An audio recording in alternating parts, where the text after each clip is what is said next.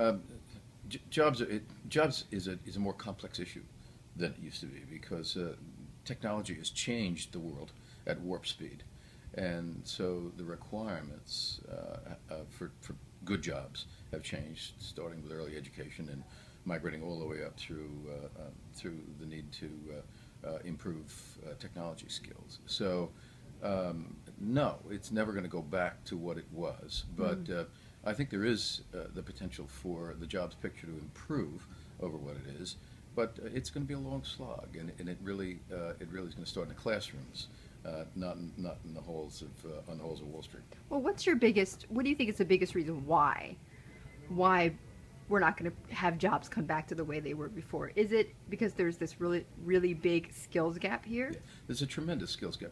Let me give you an example.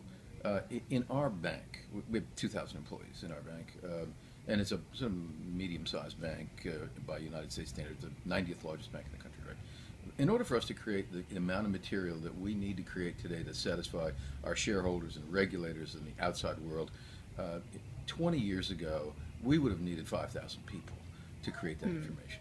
But technology has given us the ability to create, rooms full of information in a nanosecond with a skeleton crew of people compared to what we used to need. So, So it is robots taking away jobs. It is right. That may sound like an oversimplification, but it's very obvious in the financial field. Wall Street banks have been beat up so much, gotten such I've a bad noticed. name, as you know. Right.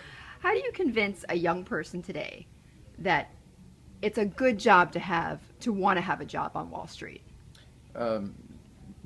Many young people over the last couple of decades really have been drawn to Wall Street by money, and that hasn't changed. I mean, it is certainly a rich field for young people who are interested in making a lot of money in financial wealth. But the needs here again, the needs for young people on Wall Street have changed dramatically, and I think that over time we will see sort of a resurgence of young people getting interested in the finance sector again. But right now, owing to the publicity and owing to the lack of growth that we've seen in the sector over the last 4 or 5 years, it's a tough sell to get people to be sort of excited and Well, yeah, the millennials say, I want to save the world. Why do I want to go on Wall Street where they've been vilified? Yeah, and to be frank with you, maybe there's a need for younger people to start thinking about saving the world.